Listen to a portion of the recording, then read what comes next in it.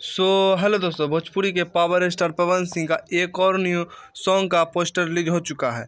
जी हाँ दोस्तों, आप लोग सही सुन रहे हैं। भोजपुरी के पावर स्टार पवन सिंह का एक और न्यू सॉन्ग का पोस्टर रिलीज हो चुका था। जैसा कि आप सभी को पता है कि आज से 2 दिन पहले फिर हमारे पावर स्टार पवन सिंह का एक सॉन्ग रिलीज हुआ था, जिस सॉन्ग का नाम था कातिल। वो यूट्यूब पर बहुत ही ज़्यादा कमाल और धमाल मचाए। उसी तरीक़ा से ये सॉन्ग भी बहुत ही ज़्यादा कमाल और धमाल मचाएंगे।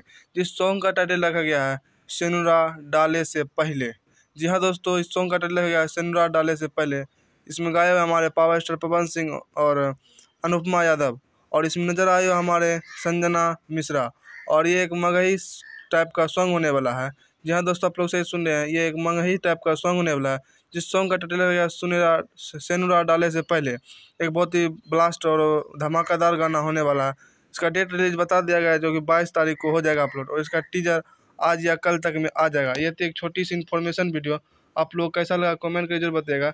अगर ये वीडियो अच्छा लगा होगा तो वीडियो को लाइक और चैनल को सब्सक्राइब कर लीजिएगा। साथ में एक कमेंट जरूर कर दिए आप किसके फ़ैन हैं। फिर से मिलते हैं एक और नई वीडियो के साथ, तब तक के लिए बाय।